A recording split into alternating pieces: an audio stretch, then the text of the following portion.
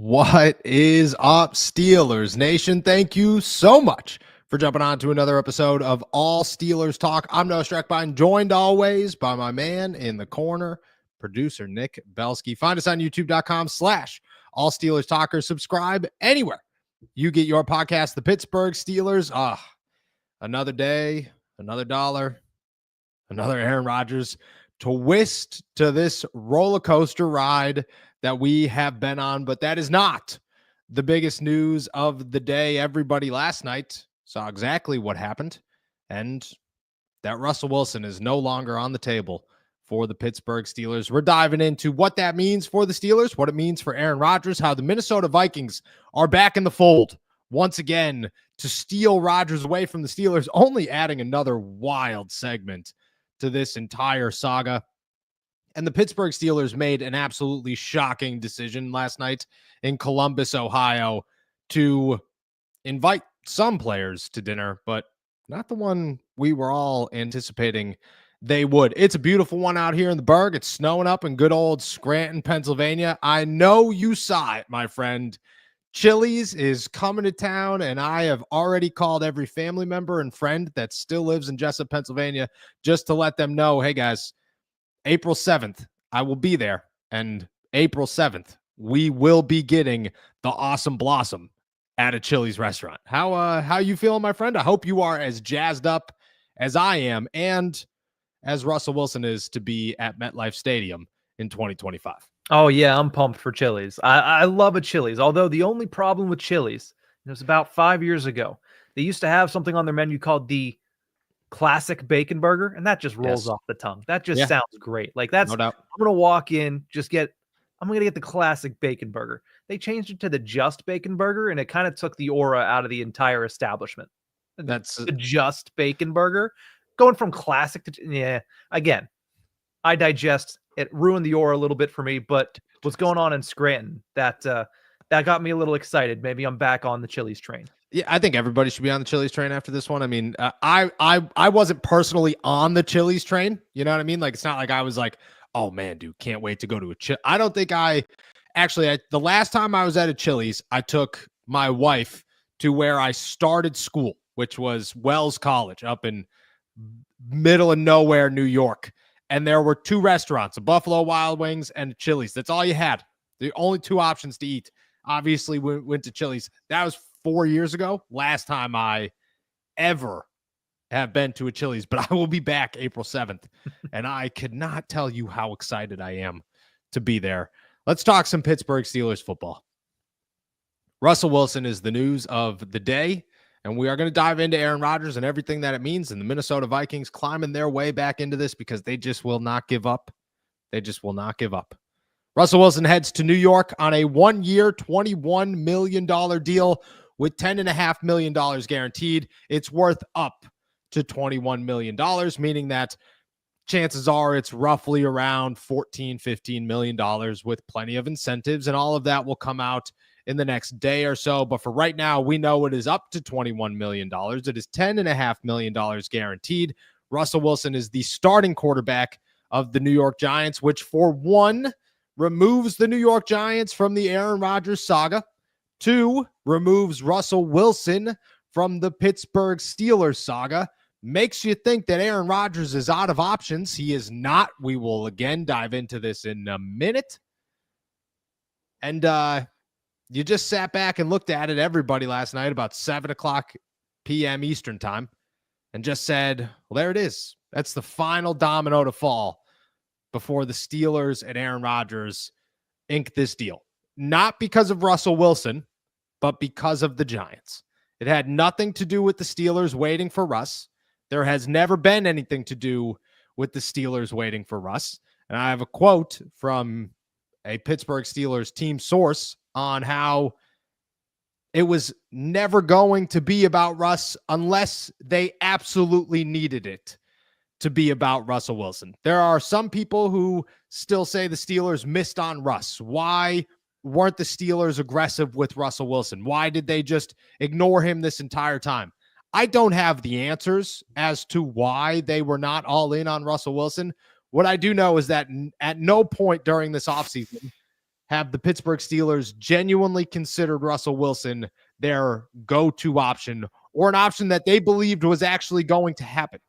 They viewed him the entire time, and you could go back 2 months ago at this point where we reported the news on this show saying Justin Fields was their top guy, was going to be their guy in 2025. What happened? Justin Fields became their guy in 2025. Aaron Rodgers and that nonsense begins. And the entire time, everybody's asking, what about Russ? What about Russ? What about Russ? And I continue to tell you, I can continue to tell everybody, Russ is there, but he is on the back burner of the back burner. He's pretty much in the back of the shelf, waiting for his opportunity, but there are many quarterback options in front of him. I don't know exactly how many. What I do know is this. This is a quote that I got this morning to really lament what the Pittsburgh Steelers and Russell Wilson looked like during this offseason. Quote, heading into the offseason, Russell Wilson was an option for us. We were well aware of that. But as I told you, if Russell Wilson would have been our quarterback in 2025, other scenarios that we valued higher would have had to not come to fruition.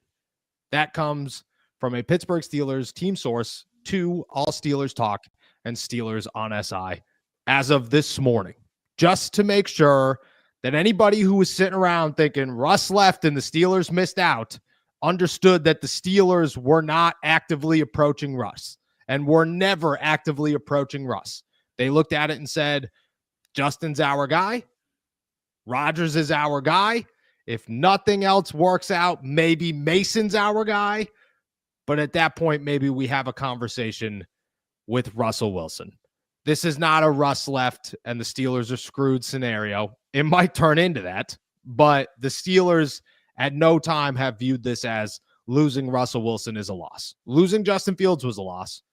Maybe losing Aaron Rodgers is a bit of a loss. Russ was never part of that equation for Pittsburgh. You saw the news last night. I mean, me and you have been well aware of everything that's been going on in the Pittsburgh Steelers and where they stand when it comes to Russell Wilson. So it's not as if this is a big, giant slap in the face to the Pittsburgh Steelers like maybe Justin going to New York was. This is, well, Russ is off the board. What were your reactions last night? What are your reactions now that things have settled? I was a little surprised. I was a little taken aback that the New York Giants weren't willing to wait this out a little bit longer, especially with Tom Pelissero coming out and saying that, hey, we should expect an answer from Aaron Rodgers in the next few days. What that tells me is the New York Giants were well aware that the answer was not going to be them. So they moved on to their plan B, and that plan B was Russell Wilson. Now, is it as entertaining as what Russell Wilson and Kenny Pickett in the same building would have been in Cleveland? No, it's not. But it's still pretty entertaining that in certain situations, it will be the same building once again for Russell Wilson and Justin Fields as they both head up the starting quarterback positions in New York after both battling it out in Pittsburgh and neither of them really getting, I wouldn't say neither of them, one of them not getting a full opportunity and one of them just falling off a cliff at the end of the season. But no, it seemed like when that came across, paired with what Pelissero had to say early this week, that the Giants were made well aware that Aaron Rodgers was not choosing them. And I think all of us looked at them as option number 3, even behind a Vikings team that up until today had been all out of the situation. I think that it makes sense that they knew it wasn't going to happen, so they moved on to their next option. Yeah, I think it says two things. One, that they, like you said, knew they were out of the loop when it came to Aaron Rodgers, that wasn't going to happen. And two, I think they got some insight somewhere that the Browns are into Shedeur Sanders, that they're feeling confident about that. And they just said, all right, Jackson Dart ain't that good. You know, he ain't 4 good or 3 good. Where do they pick 3, I believe? Mm-hmm. And we got to go with Russell Wilson. We got to feel good about Russell Wilson as our starting quarterback. Plus, they got Jameis and you know, Tommy Cutlets back there, and they can make something work. As for the Steelers, they look at it and just say, all right, did you know how many people we were going to consider before Russell Wilson? This is not a situation that we think was a rough one. What they could view as a rather rough situation is the Minnesota Vikings coming in here and saying, never mind, we're back. Here you go. Aaron Rodgers, you want to come to here? You want to come put the purple helmet on and follow Brett Favre one more time? Sign maybe in August, because we're leaving the door open that maybe that's when we're ready to sign you, is August. August 16th, I believe, is the day that Aaron Rodgers inked that deal with the Minnesota Vikings. And maybe August 16th is the day that Aaron Rodgers does the same. Terrible news for the Pittsburgh Steelers coming out of Minnesota today, as their general manager was asked, Are you done with Aaron Rodgers? Is that what's going on here? His response was this, quote, "A player like him is always going to be in the conversation. But from our delineations, I don't even know what that word is. Okay. At that time, we're happy with what we are going forward. Obviously, the caliber of player he is, it had to be part of our conversation." He continued by adding, "For me to sit here and say anything is 100% forever, that's just not my job." Conversations of Aaron Rodgers had, okay, we're going to go with JJ. That's going to be our guy. But you want to know what they're saying? What they're saying is JJ hasn't thrown a football in 8 months and isn't going to throw one in front of us for another 4, and isn't going to throw one and take contact for another 6. And we have no idea what's going to happen. And if Aaron Rodgers is willing to wait this thing out this long, he's willing to wait longer. There's nothing in him that's saying, okay, yeah, I got to make a deal with the Pittsburgh Steelers. And the Giants are off the board, which means, again, and everybody could say conspiracy theorist, no way. This is how the NFL operates, okay? This is how deep these connections are most of the time, even when we try to deny that they're not. The Giants are off the board, okay? The Steelers are the only option left besides retirement. And retirement is certainly on the table for Aaron Rodgers. I've been told that a number of times, that retirement is still here and a possibility, and the Steelers would not be surprised if Aaron Rodgers went with the retirement route, although they believe and are confident that he does want to play and they are the best landing spot for him. The Vikings were given an opportunity to address Aaron Rodgers and said, right now we're pretty good. We're pretty all right. But we're never going to close the door on potentially signing Aaron Rodgers, because that's crazy. And people will say, oh, shut up, you're reaching for nothing. Okay, let's go back to Kyle Shanahan a couple of years ago. When asked, is Jimmy Garoppolo going to be on your roster in 2025 or at the start of the season or whatever year it was? And his response was, I don't know if we're going to be alive on Sunday. You want to know what happened to Jimmy Garoppolo? Wasn't on the roster. These coaches and these everything leave the door open for all possibilities, because they understand that anything could happen in the NFL, and anything can happen at any moment in the NFL, and they need to have plan B. And I think this was simply just a little sign to Aaron to say, maybe one day, pal. Maybe one day. You want to draw this thing out till June? Maybe the door opens in June. Maybe I'm reaching here. But I took this as the Vikings sending a clear message to say, never say never. Never say never. And Aaron, if you're willing to wait this thing out, we're going to keep the door open for as long as we could keep it open. I'm not saying that means Aaron's going to listen, but it sure as hell seems like Aaron's got no issue saying, yeah, well, maybe we could wait a little bit longer. Maybe we could wait couple more days, couple more weeks, maybe a couple more months before I decide on where I'm headed in 2025. You heard it, you watched it, you caught it on Twitter when it went viral and everybody freaked out about it. Is Aaron Rodgers still a possibility for the Minnesota Vikings? It certainly seems that way. I mean, they sent out the bat signal. They said, hey, listen, if you're still there in August and we're not feeling good about JJ, we'd love to have you. And if you're Aaron Rodgers, yeah, that might mean it's a better shot at a Super Bowl. So maybe I do try to hold off on that. But if you're the Pittsburgh Steelers, you look at them and say, yeah, we're not getting into this situation all summer long. Make your decision now on us or we're moving on. And I think that's one thing that we've said all along, is they need to have the willpower to walk away from the table. They've put themselves in the exact same position. It's deja vu that they were in with Brandon Ayuk. They tried to wait it out. They tried to be the last man standing, as it were. And it ends up being the team that he actually wants to go to versus the team that he'll settle for. The Steelers, in both situations, are the team that Aaron Rodgers and Brandon Ayuk were going to settle for because they were the last team there. But the team that both players actually want to play for, the Niners stayed in it till the last second, and they ended up retaining Brandon Ayuk. The Vikings reopening that door tells you, hey, we're in the same exact situation, and you can't let yourself get deep into the summer without having that contingency plan. Because if you go in to the season with Mason Rudolph, Skylar Thompson, and Joe Flacco as your other backup, it is the worst case scenario for the Pittsburgh Steelers. So what you need to do, if this is how Aaron's going to play it, there was that deadline that we talked about that Faribaugh had reported that the Steelers gave him as a soft deadline of the 21st. Move that up to Monday. Move that up to Monday and say, listen, if you want to be part of the Steelers, it's between three things right now, and you've had plenty of time to make that decision. We have to move on with our plan, and we have to go somewhere else at quarterback.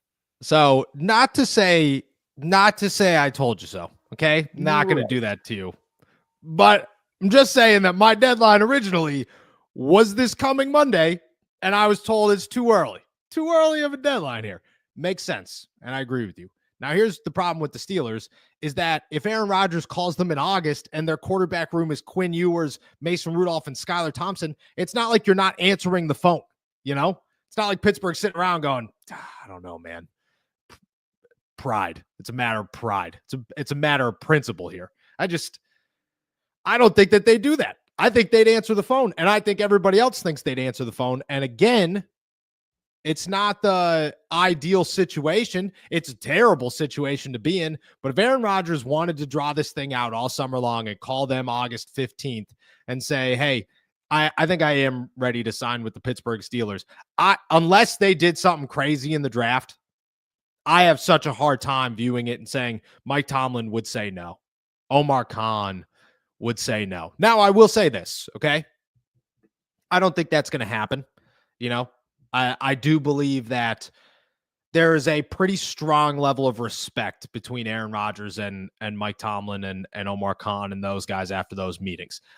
Everything I've heard is that it went really well, and that while they're optimistic, it's more so about how the Steelers feel Aaron has a respect for them and they have a respect for Aaron, and there was no sense of diva when they were talking. There was no sense of you guys will wait until I'm ready, and that's the end of it when they were all there. And maybe he's just a good actor. Maybe he's real good at just pulling the wool over somebody's eyes. That could be a possibility. I have no idea.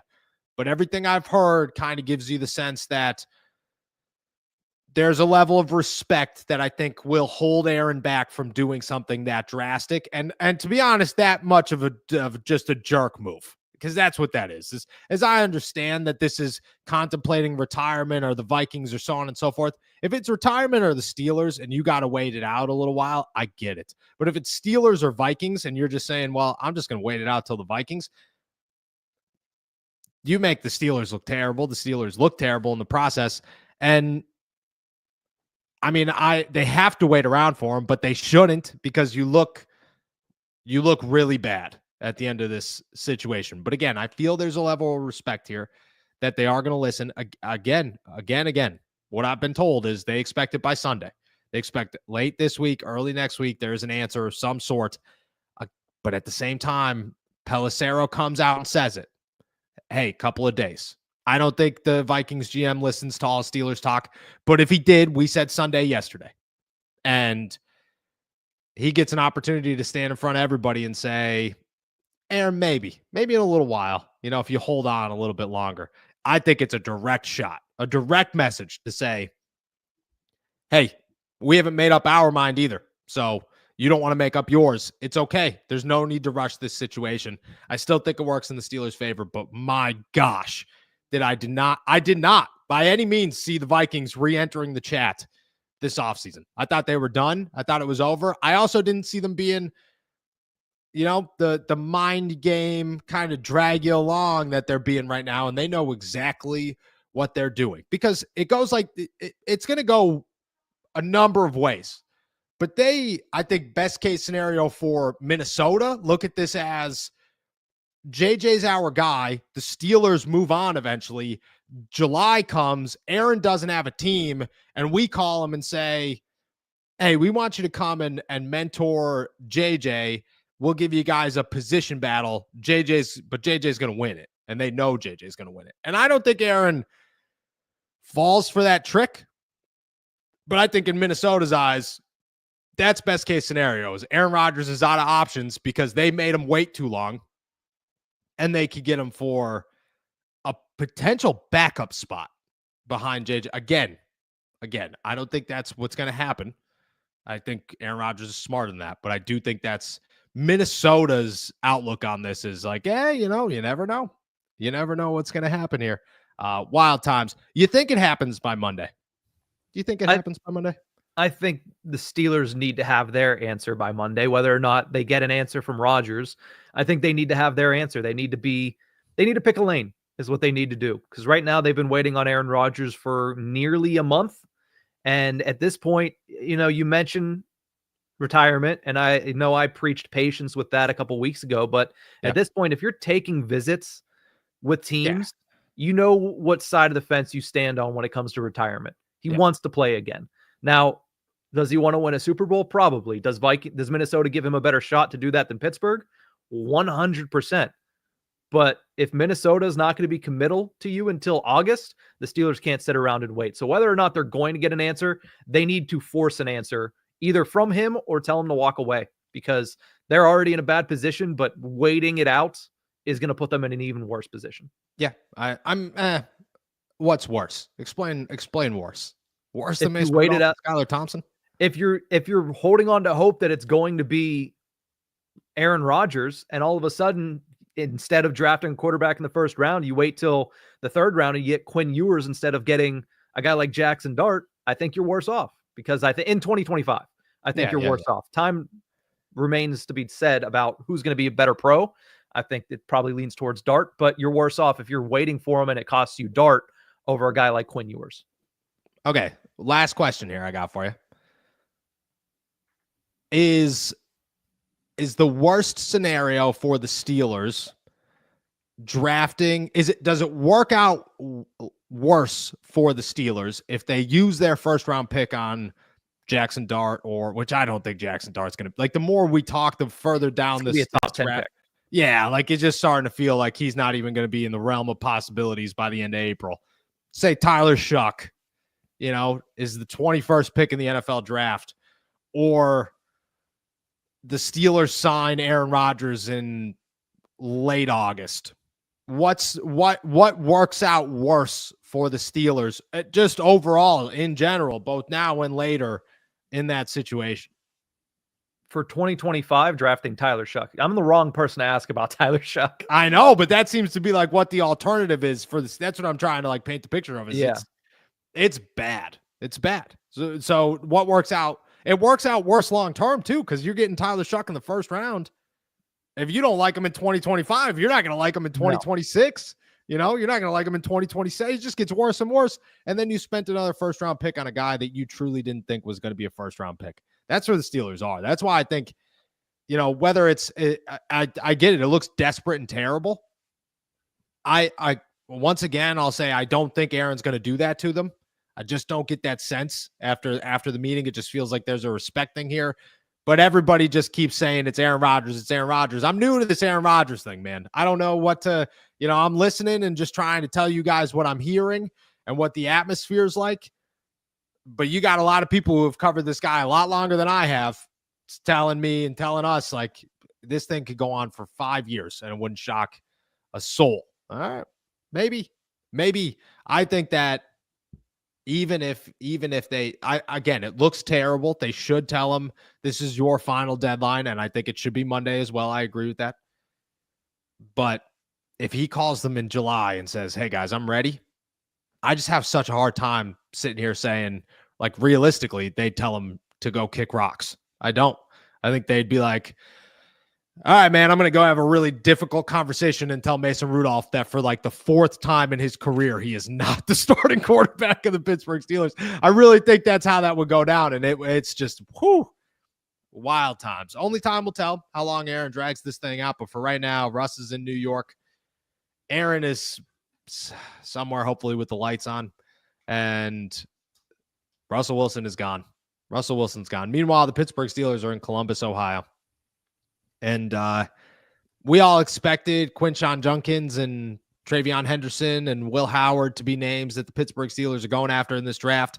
Will Howard was a guy we talked about yesterday when we talked about Quinn Ewers, saying if they don't take Will Howard to dinner the night before, do you kind of rule him off the list of possibilities for the Steelers? Are you thinking that it's fake hype around him? Maybe it is. Maybe it's not. But he went out to dinner with the Pittsburgh Steelers. So did Judkins and Henderson. You want to know who did not?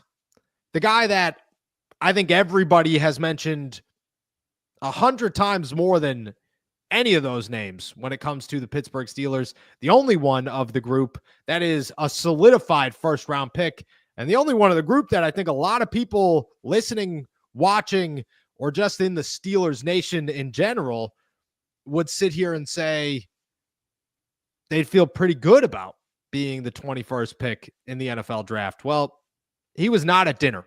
And maybe he was with another team and just declined the invite from the Steelers and said, guys, you don't even have a quarterback. Why would I go to dinner with you guys? You don't Skylar Thompson throw me the football in a year? No chance, pal. I'm going to Vegas or I'm going with whoever. Emeka Egbuka was not at dinner. The Steelers held or hosted, according to Jerry Dulac, Will Howard, Quinshon Judkins, and Travion Henderson. They did not take the wide receiver who ran somewhere between a 4.44 and a 4.49 and looked really slow doing it, but it was a weird camera angle by our boy Nick Fairbaugh at his pro day. A dude who I'm very high on. Some others aren't. A guy who, if they drafted him in the first round with the 21st pick, I think a lot of people would chalk that up as a win with a ton of upside and open the door for a lot of things to happen. But maybe they sent us a sign that Emeka Egbuka ain't that high on their list, that he's a guy that they could look past. Maybe they already know too much about him. Who knows? You saw the news. I think everybody was just as shocked as me and you were, but your thoughts on Emeka Egbuka not going to dinner with the Steelers last night while others did?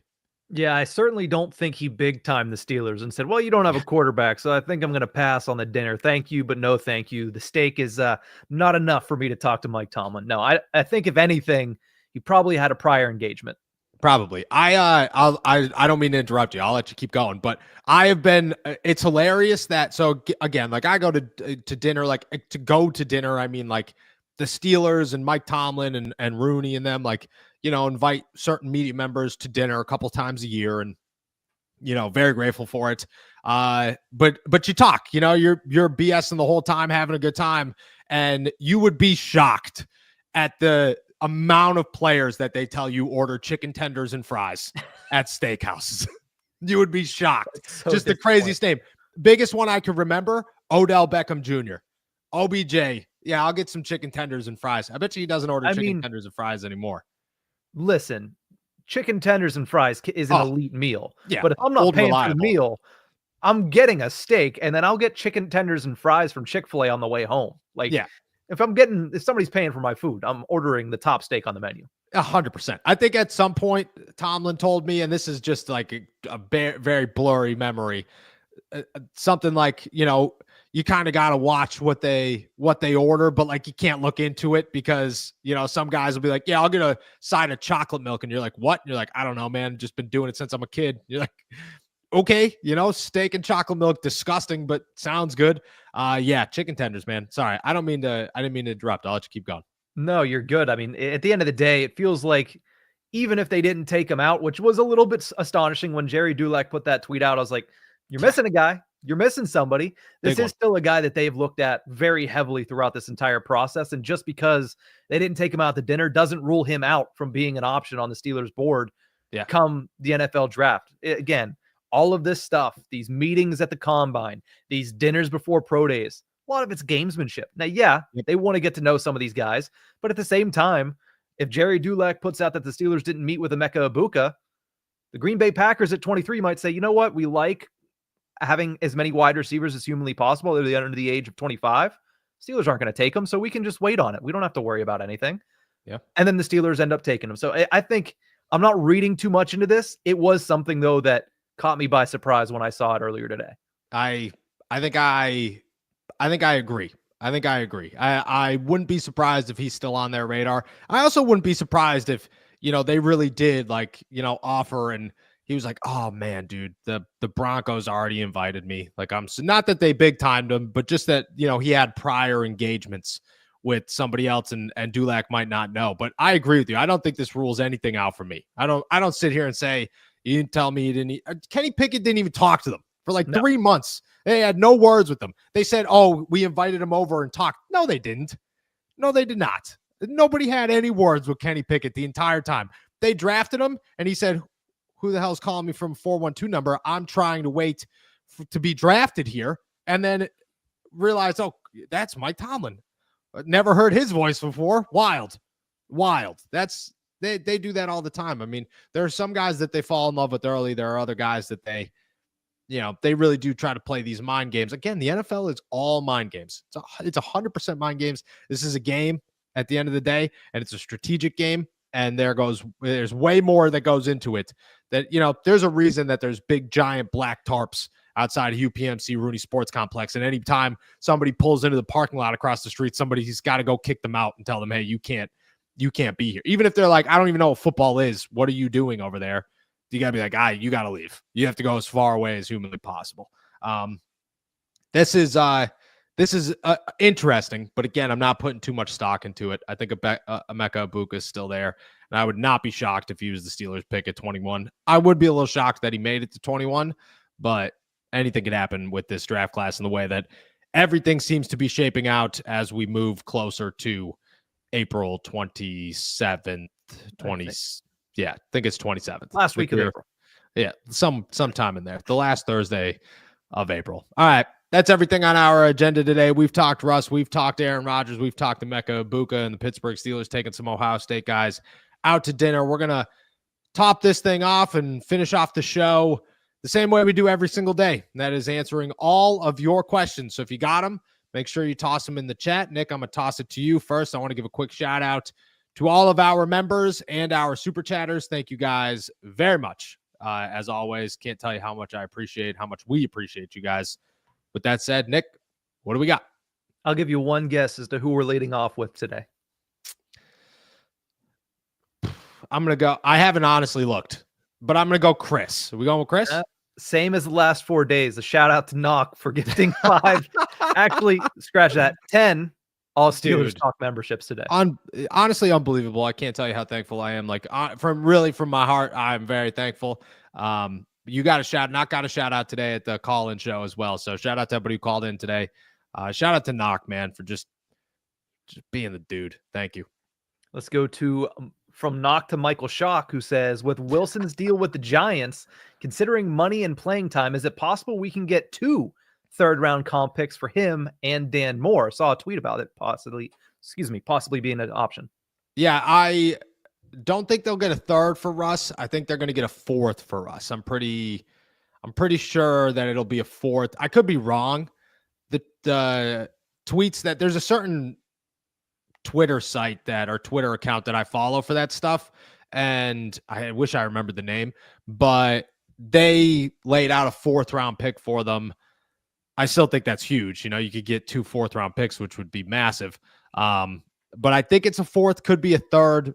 I think worst case scenario is a 4th, which is massive to get for Russell Wilson. You essentially just traded that guy for a pick in a year, which is pretty nice. Let's go down to Jeff, who says, if the Steelers go running back in round 3, is Cam Skattebo a realistic option? Most mocks have him going in round 3 or 4. With his powerful running style, wouldn't he be a nice tandem with Jaylen Warren? He could also be used as a fullback in some 2-back schemes. So my thing that I've been hearing a lot about Cam Skattebo is not like, oh, he stinks or he's too big or, he's the white running back. What are we doing? It's none of that. It's the wear and tear on his body and the lack of production up until this last season. That's what the big things are. It's like Cam Skattebo kind of came out of nowhere and killed it, and it was awesome. But he has a lot of miles on his body, and you could kind of tell that there are some bumps and bruises associated with play, in the words of Mike Tomlin. I think that's holding some people back just from what I've heard that's holding people back. He is not high on the Steelers list from my understanding. Just from everything I hear about the running backs, it's a lot of Henderson, it's a lot of Quinshon Judkins, it's a lot of Caleb Johnson, it's obviously Ashton Genty, but then it's names like what's his name out of Texas who's coming in for a visit. There's Dylan Sampson, there's RJ Harvey. There's another dude out of somewhere small that came in for a visit that I am totally blanking on, but it's a lot of those names. Scatterboo has not been a name that has been associated with them, and everything that I've heard talking to, those within the Steelers, he doesn't come up very often. Let's skip down to shower curtain because it goes off of the last question we had. How many comp picks do the Steelers have going into next year?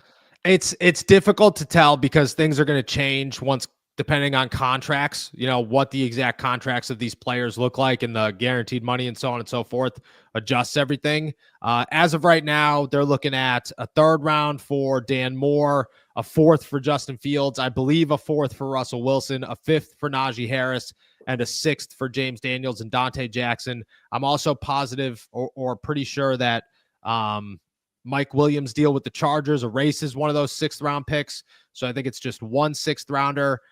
But if I had to, right now, an early guess of mine is a 3rd, 2 4ths, a 5th, and a 6th. Let's jump down to Solo, who says, let's just roll with Mason Rudolph as QB1. We need to rebuild for Super Bowls in 2027 and 2028. Mike Tomlin said he doesn't want to be held hostage. Let Aaron Rodgers go. Fans are going to be sick when NH rushes Najee Harris. I'm trying to all these. Yeah. Najee Harris rushes for 1,400 plus yards and 16 plus touchdowns. Love Jaylen Warren, but he's not a running back one. Justin Fields will have 4,000 plus rushing yards. Whew, you are. That's a lot. Yeah, dude, you're real down on the Pittsburgh Steelers right now. Let me try to add some optimism here, kind of talk you off the ledge of this situation. First off, I don't think that having Aaron Rodgers in 2025 impacts your odds at a Super Bowl moving forward. I just don't. Like Mason Rudolph's going to win 10 games whether anybody wants him to or not. People will say, oh, Mason will start in worst case scenario or maybe best case scenario, they suck.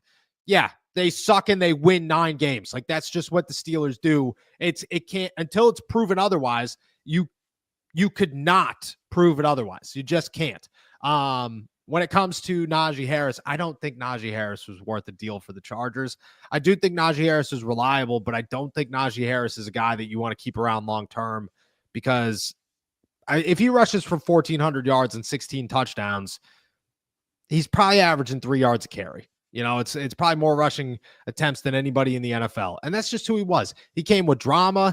He came with a bit of a diva attitude. Obviously, you could tell by the way that he's going about things now that he's gone. And the Steelers have had the worst yards per carry average in the NFL over the last 6 years. You know who spent 4 of them here?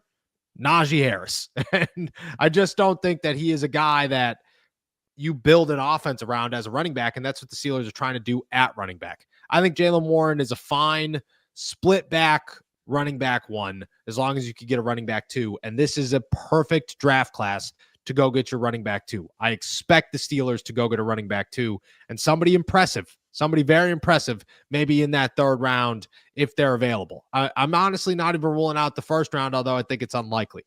That's where I look at it. Justin Fields passing for 4,000 yards is very possible. That could actually happen. I think he was the one that got away, but at the same time, he didn't want to be here. And it didn't come down to money. I explained that on the call-in show today. I think I've explained that a couple of times on here that it didn't come down to money. It came down to the Jets made it very known that he's going to be the guy, and the Steelers were the team that pulled him last season when he was playing well, and he didn't like that. So there was a bit of a sour taste when it came to trust. The Jets don't have it, though they're about to blow it by drafting Jackson Dart, which is just incredibly Jets to me. Wild. And I think things will work out. Like I seriously think the Steelers are a team that is built to go on a run that doesn't have a quarterback. And if things continue to build, they've put the pieces in place to where that defense looks pretty good. There's not many missing pieces, and you could add the rest of those missing pieces over the next year or two. The offense looks pretty good. You could add the rest in the next year or two, and then you just got to find a quarterback. And if it all works out, I think the Steelers are in a good spot. Let's go down to everybody's favorite UPS driver, Steven, who's been a member now for 1 month on his 1 month anniversary. Shout out. Says, Noah, I will wager you that George Pickens stays on the roster by game 1. If he is gone, I will donate $100 to your DraftKings account. If he stays, you got to go babyface again. You got to go babyface one more. We're just going straight babyface. I will take that bet. I'm not betting against, let me make this very clear. I'm not betting against George Pickens being here. I don't think that it's I don't think that it's the wrong move to get rid of him, but I don't think it's the right move to get rid of him. I just think that circumstance is going to play itself out. None of it's opinion based. It is all just circumstance, I believe, is going to work itself out to where it doesn't make any sense for him to stick around this season. And that the Steelers already kind of have it in their minds that most likely it's not going to work out this season. So that being said, I don't want you to donate it to my DraftKings account. What I want you to do is give it to a charity of my choosing, and I will find one for you. No doubt about it. We're going to help some Pittsburgh kids or something. And the day he gets traded, I'll be waiting for your call. I'll be waiting for that voicemail. Let's go down to Miguel, who says, not to be the Debbie Downer, but Steelers fans need a serious reality check, and I think it's coming this season because this is not a playoff roster. The craziest part is they're going to make the playoffs, though. And that's, okay, let's be realistic. The Steelers, do you really look at the Steelers? Like, Nick, I'm talking to you. Do you really think the Steelers are not a playoff roster outside of quarterback? Like, do you look at this roster and say it sucks? I don't say it sucks. You can't, I mean, if you're saying it sucks, then you're severely disregarding the defensive side of the football, and you're severely disregarding the talent that DK Metcalf brings and the fact that the offensive line should be better. Do I think it could be a playoff team? Yes. Do I think they're anywhere close to contention though? No, I don't. No, but this is a good roster. Like, it's not a roster. bad. If you put Patrick Mahomes on this roster, you'd be like, damn, this guy's got everything. This guy's got so much going on for him. He's got a great defense built. Great defense. The Steelers defense on paper is better than the Chiefs, not the Eagles, not anywhere close. Better than the Ravens, probably better than the Bills. Like, on paper, looks pretty good. The offensive side of the ball, there are question marks. But right now, your wide receiver core is George Pickens, DK Metcalf, and Calvin Austin with Roman Wilson, and that looks pretty freaking good. That looks pretty good on paper. Pat Freiermuth, I got full faith in. The offensive line is a question mark, but a question mark that they've put investments into. And that's all you can ask, is that they put investments into that offensive line. I just think realistically, if Justin Fields signs with the Pittsburgh Steelers, the conversations we're having right now are how good can the Steelers be in 2025 because of how good this roster is. But because the drama is here right now and things are so chaotic and there's no quarterback, it just makes everything seem terrible. But the Steelers roster has spent the last couple seasons putting itself together. And it's got holes, and things got to work out. That's the thing. Minka can't suck. Cam can't suck. TJ can't get taken out for the last 5 weeks of the season. Everything's got to work, but talent-wise, it's there. It's just got to click. It's just got to click. Let's go to Solo One, who says, Noah, the 6 years of poor rushing was from poor offensive line play, not Najee Harris. Let's put context on Najee's average yards per carry. I agree with that. Terrible offensive line. Terrible offensive line. I still don't think Najee Harris is the guy that the Pittsburgh Steelers need long-term as a running back. I just don't think that he brings what a true full RB1 needs to bring right now in the NFL. Is he reliable? Yes. But the Steelers are basing an offense off of their running game. They're basing an offense off of how good their running backs can be. And I don't know if Jaylen Warren is the better option of the two, but what I do know is that with Jaylen Warren and maybe a rookie, which I think is the biggest factor in this whole thing, is the fact that it has nothing to do with Najee Harris not wanting to be here or the Steelers not wanting him to be here. It has everything to do with the fact that they have an opportunity to get a running back for the next 4 years for the cost of nothing, that is most likely going to work out because this running back class is loaded. But the Steelers are building an offense off of their ground game, off of their rushing attack. And you need somebody who could break it for 60. You need somebody who's able to do all of the other things that a running back is supposed to do. And Najee's pretty good at a lot of that stuff, but his pass catching ability died down a little bit over the years. I mean, when he was a rookie, he was really good at catching the football. I don't think that's necessarily the case these days. He was almost never put out there a run block, and Jaylen Warren is the best, or pass block, excuse me. And Jaylen Warren is the best pass blocking running back in the NFL. And again, like, he just didn't have the explosiveness. And you could say, like, oh, neither did Jaylen Warren, but there are a lot of runs that Jaylen did bust out for 30 plus yards. And again, I don't think it's Jaylen versus Najee. I think it's the future is going to be whoever they draft this season. And that gives you more upside than what Najee Harris is going to bring you. Let's go to Maddie, who says, are they planning on meeting with Jackson Dart ahead of his Ole Miss Pro Day that's coming up tomorrow? No idea. No idea. We usually do not hear these things until they are at dinner. When they are at dinner, that's when, because that's how that happens. You know, it's not like a planned out, like, hey, we're going to take you to dinner. I'll call you, 3 days in advance. They show up in Mississippi and they say, Coach, where's Jackson? They're shaking his hand, blah, blah, blah. Hey, let's go to dinner tonight. Let's pick the brain. Blah, blah. Awesome. That sounds great. That's usually how it goes down. Real informal, real laid back situation. They're talking ball, but I bet you Mike Tomlin's having a little Grey Goose on the rocks or something. And, somebody's having a beer hanging. Arthur Smith strikes me as a beer guy hanging out. You know what I mean? Eating some steak and some chicken tenders, having a good time. I think that's how it goes down. So usually we don't know until they're there. And to be honest, I don't even know if they're going to be there. I have not heard anything about them going to Ole Miss's Pro Day. Let's go down to Eddie the First, who wants to know, where are we at on the poltergeist situation at the Strackbine household? Asking about anything other than Aaron Rodgers today.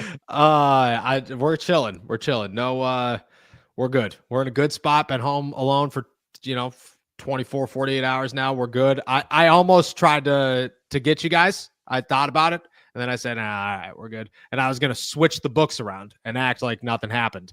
But I was like, nah, it's going to ruin my credibility with everybody here. But it would have been hilarious. Well, did you find out who switched the books around? Did you ask your wife? Totally forgot, to be honest with you. My brain immediately went, stop thinking about this, put it away, because, okay, so just to set the room here, okay? I'm on the third floor.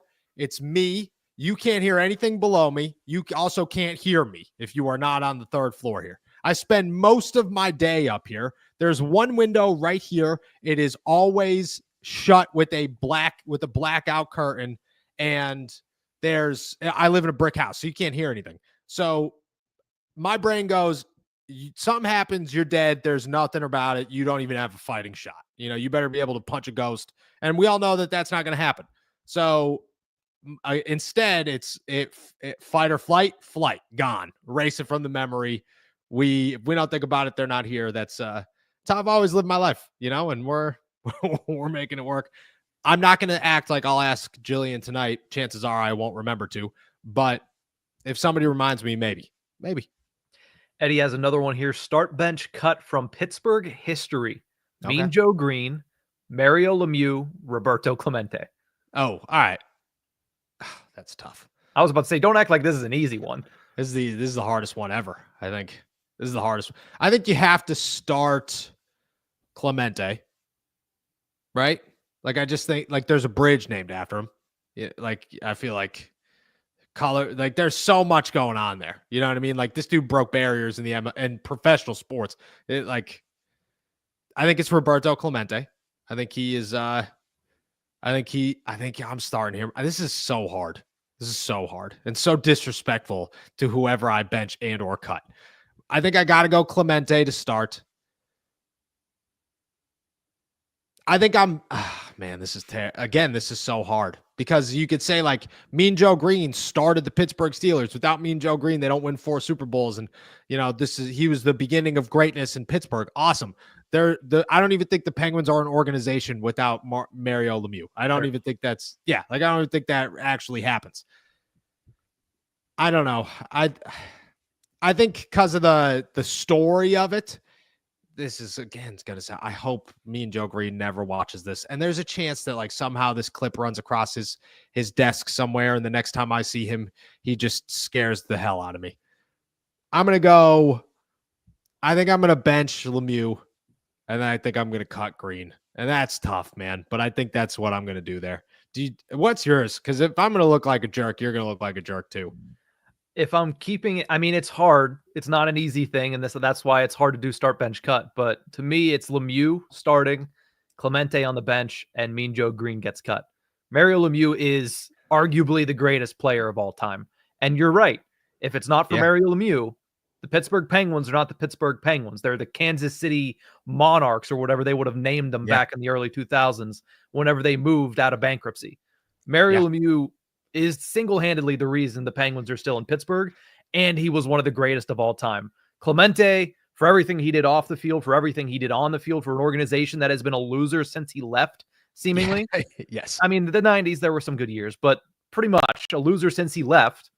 Clemente gets number 2, and Mean Joe Green, listen, he's the GOAT in Pittsburgh Steelers lore, but there's a lot of top-tier players in Pittsburgh Steelers lore, and his impact did not affect the city the way that the other twos did. I agree. That's the hardest one we've ever gotten. Hands down, that's the hardest one we've ever gotten. Let's go down to Cody Silva, who says, the offensive line was good. Fields just couldn't go through his progressions fast enough. And when pressure would get to Wilson, he would turn his back to the wide receivers. I agree. I think the offensive line stunk last year. Let's start there. I think the offensive line was terrible. But I think turning your back to wide receivers is like rule 1 of don't do it as a quarterback. And if you're going to do it, you can't do it all the time. And Russ started doing it. He's also slow. Like it was real bad. Fields, when it came to Fields, I think that was more. Look, and I think if you started Fields for the full season, you're way better by the end of the year than the Steelers were. I don't think that they go on a 5-game losing streak. I don't think their offense becomes predictable. I think if you rocked with Fields all season long, the Steelers are a fighting chance team by the end of the year. I truly do. And I don't think that's on the offensive line. I think Fields is just a better quarterback. And if you gave him time, he would continue to develop. I don't think Russ, I have no issue with the Steelers letting Russ walk. I don't. I just think that some people want to call him a scapegoat. I think he's good. I think he's a reliable starter. I think you know exactly what you're getting from him. And I have talked to defensive players in the NFL who have said, you know what you're going to go up against Russell Wilson. You know what's coming. You know what's coming every single time. It's predictable. That's not good. That's not what you're looking for in the NFL these days. So I agree. I think the offensive line played a massive role in that. I think if the Steelers stuck it out with Justin Fields, they were in a much better spot by the end of 2024. Let's go back to Steven, who says, do you think the con man didn't take Ibuka out for dinner to throw other teams off the draft, thinking the Steelers don't want him at all? Yeah, I do think that that's a possibility. I do think that that's something that the Steelers would do. You know, I think it goes the other way around too. Will Howard goes out to dinner with the Steelers. I would imagine there's some interest, but I don't think Will Howard's super high on their board, and they're just going to really push the Will Howard thing. You know, we gotta make sure everybody thinks that we love Will Howard. You know, I think there will be or are some smoke screens, and I think that that's how the draft goes. And I could see Ibuka. Look at Ibuka not being drafted by the Steelers if he's available at 21 only happens because they do something else huge, whether it's take a quarterback or go Kenneth Grant or what. The only other offensive player outside of, again, like Ashton Genty that I could see the Steelers saying, we are going with him over Emeka Ibuka, if the draft falls the way it's supposed to, is Travion Henderson. It's the only one, because I've heard Travion Henderson as a first-round talent. I've heard a lot of scouts in the NFL have him as a first-round grade, and I think a lot of people are starting to realize that this dude is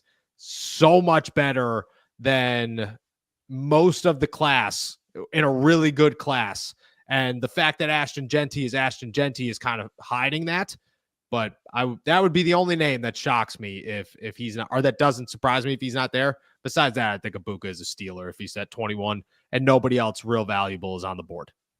Let's go to unlimited moon balls that eventually is going to unfortunately have to change. I was going to say, Russ is talking right now, actually, right now to the Giants media. So, Mr. Moonballs, it's a tough day for you. It's a tough day.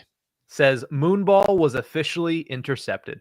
LOL. Will Aaron Rodgers get the same chance as Russ, win in the playoffs, and get a longer deal if he actually wants that?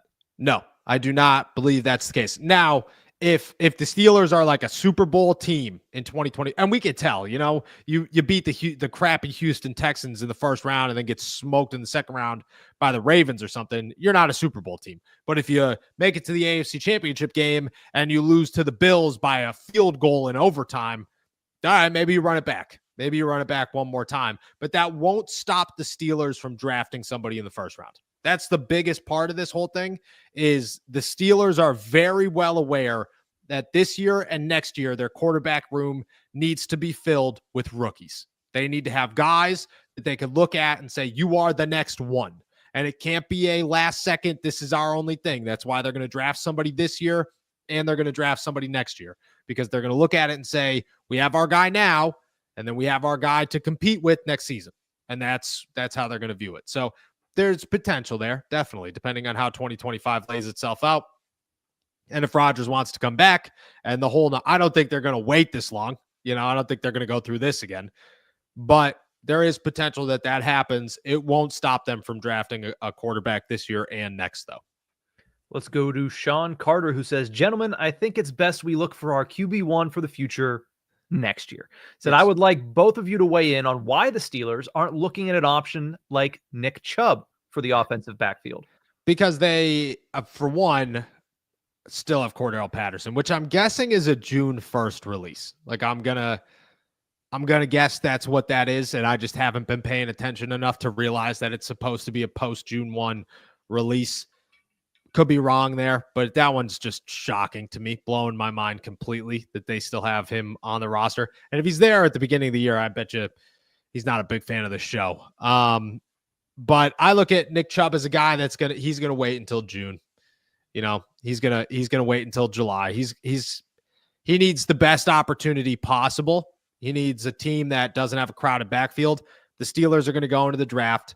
They're probably going to draft somebody. I think their running back room is going to be too crowded at that point. That's how I view this. If they don't, then he becomes an option. But I think Chubb is waiting till after the draft, and I think the Steelers are focused on the draft, and that is why he is not an option for the Steelers. Where we currently stand, things could change, but where we currently stand, I don't think he's an option. Let's go down to Killer Cam, who wants to say, what's worse, the Aaron Rodgers saga currently, or all of the George Pickens trade speculation?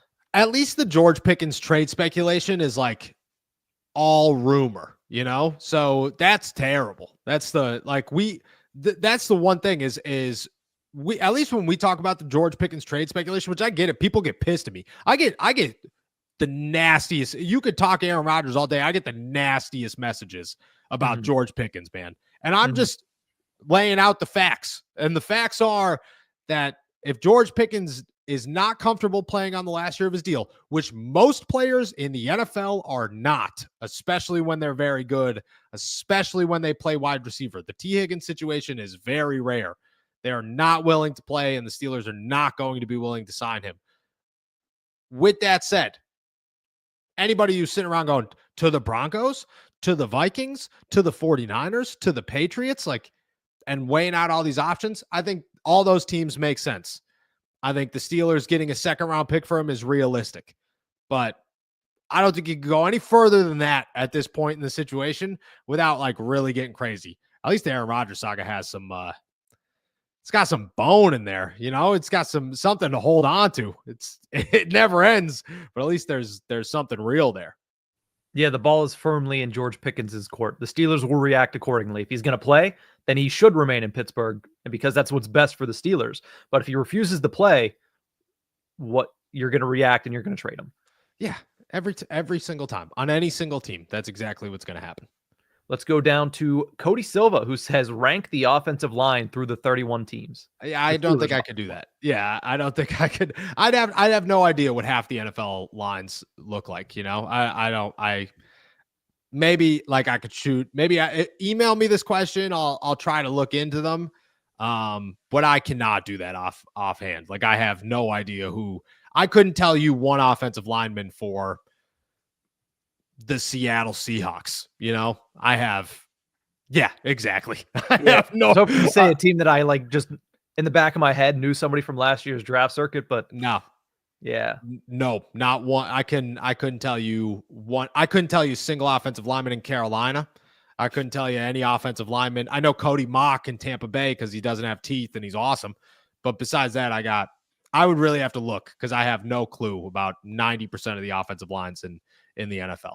I'll say this for you, Cody. Wherever the Steelers would rank going into the season, they will rank at least 10 spots higher by the end of the season. 10. That's my prediction. Because I don't think they're near the top 10 to start the season. But with the youth that they have, and if they can remain healthy, I think if they get that chance to kind of meld together, they will move up at least 10 spots from wherever you put them at the beginning of the year. Yeah, I think the Steelers offensive line has prepared themselves to be the Eagles offensive line in 10 years, or in 6 years, 7 years, something like that, where they have all those like crazy good pieces, but you don't go out and sign Lane Johnson at 25, 26 years old. You draft him and he turns out to be fantastic. And you hope that's what Troy Fautanu is. And then you find all these pieces and then everybody in Philly's been drafted and moved up except for Becton, who's gone. And that's what the Steelers have done. So it's just about waiting. That's where they stand. Let's go to Colton, who says, who do you think would be a better running back for us with Warren and Gainwell? Because they aren't really power backs. So I thought maybe Judkins, but Henderson would be nice. And Omarion Hampton reminds me of Javonte Williams. Yeah, Omarion Hampton I don't think is super high on the Steelers list. I know that he's going to be high in the draft, but I just don't think he's high on the Steelers list. When it comes to, I think Henderson is higher on their list. From my understanding, Henderson is higher on their list. Judkins is there, though. I think both of them could be anybody you need them to be. I do think that they are that multi-talented. I also think that a power runner is great, but if you need 3 yards, we all know Jaylen Warren could get you 3 yards. We all know that that little muscle hamster could close his eyes like he used to do as a rookie and just run into somebody and hope that he falls forward for 3 yards. And worst case scenario, you got 6'4" Cordell Patterson still on the roster, and maybe that works out. But I don't think that you necessarily need a power back. I think that the Steelers can make it work with 3 really good, versatile runners. I think either one of these, all 3 of these would be good options. I think the Steelers list right now is Henderson, Judkins, Hampton. Let's go to G. Larsky, who says, how do you guys feel about Calais Campbell, Chris Hubbard, and Asante Samuel Jr.? They're the only remaining free agents that I'm currently interested in. I'm pretty sure Hubbard is not a free agent. Can we look that up? I thought he signed a pretty big deal last season with the Carolina Panthers. I could be wrong there. Calais Campbell would be awesome. Hubbard. Oh, yeah, Chris Hubbard, the Hubbard former Pittsburgh Steeler tackle. Oh, I would love Chris Hubbard. Let's start on that one. I would love Chris Hubbard. I think he's reliable. He's got starting experience. He's got to be over 30 years old at this point. And he's been through the AFC North, so he knows what to expect. I think you're thinking of Sam Hubbard. No. I'm thinking of Chris Hubbard. Who are you thinking Chris Hubbard is an offensive lineman for the Giants. Yeah, Sam Hubbard. What I just said. Oh, I thought, sorry. For some reason, I thought you were talking about the Bengals defensive lineman. No. Former Browns offensive tackle. Right. And former Pittsburgh Steelers offensive tackle, Chris Hubbard. I think I interviewed him one time, and then he signed with the Browns. So I think he'd be great. He is reliable, especially as a swing tackle, could play both sides, used to Pittsburgh, a veteran. I don't think it's the worst move in the world. Calais Campbell I like, but I think he's looking for a bigger opportunity, and I don't think he's going to get that in Pittsburgh. I also think it's like the quarterback, it's like the running back. Like, they want to draft somebody that they could plug there for the next 10 years, and say, this is our next Cam Hayward. Let's go get him. I think that's where they're at there. Asante Samuel Jr. and the fact that he has not been signed is shocking to me. And there's got to be something there that I'm missing, but I think he is a great fit for the Steelers. He can play inside and outside. I'm very interested in. Again, there's got to be a reason that he has not signed to a team. It's not like he's that bad.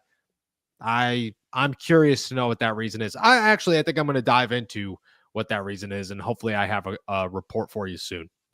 Let's go to Leroy, who says, Nick and Noah, today is my 30th birthday, and my wish is that we trade a 3rd-round pick for Joe Milton if Aaron doesn't sign. What are the odds that the Steelers pull that off? 0. And I hate to do that on your birthday. Happy birthday, my man. Zero. That's a tough one. Maybe the Steelers would trade for a fifth for Joe Milton, possibly. And I wouldn't rule that out, although I don't think it's very likely.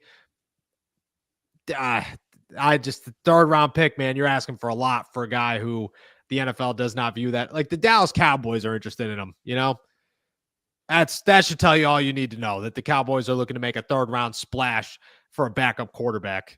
That shows you what the interest in this guy is. So I think it's zero. I hate to do that on your birthday. I hope otherwise you enjoy the rest of your day here. Let's jump down to Steven again, who says, which vet will be here to mentor next year's quarterback? Mason Rudolph. Good old Mason Rudolph, who is a professional, and I think that's awesome. But a lot of situations don't have like that proven solid vet to go ahead of their early round quarterback. Most guys, Jaden Daniels didn't have anybody. CJ Stroud didn't have anybody. It works out a lot. And the Steelers are a situation where their coaching staff, the roster around them is much better than a team that's picking in the top 5. So they're already walking into a better situation. And then Mason Rudolph is a true professional. So I honestly like that as like a mentor to whoever's here next season. And let's close it off with Ryan, who wants to know what players would need to be there at 21 for the Steelers to not take Jackson Dart if he's available. Oh, the list is long. Walter Nolan, Kenneth Grant, Emeka Ibuka, McMillan. I think Ashton Genty, obviously Will Johnson will probably be on that list. I think Matthew Golden might be on that list as well. Who am I missing? Derek Harmon out of Oregon, I think could be on that list. I got to be missing somebody somewhere, but that's a sound 8. I just don't think we're going to find out at the pro day. We're going to find out tomorrow on the pro day, but for right now, I just don't think it's that massive. I don't think it's, I think we hyped it up and then I think people were listening and they realized that we sounded kind of like idiots and they called me to make sure that we dimmed it down a little bit. And I know my strength in that, or my confidence in that, is much lower than it was maybe a week ago. That's a wrap for today then. Awesome. With that said, guys, we are heading out of here. Thank you so much for jumping on to another episode of All Steelers Talk. Make sure to subscribe to us on YouTube, youtube.com/All Steelers Talk. Check us out anywhere you get your podcasts. We are really pushing the audio downloads, so make sure that you go to your Apple Podcasts, hit that download button, give us a 5-star review. I can't tell you how much we appreciate those things. And you can check out all of our work at si.com/NFL/Steelers. Shout out to our super chatters and our members. With that said, we'll be back tomorrow. Enjoy another beautiful day in the Berg. Peace.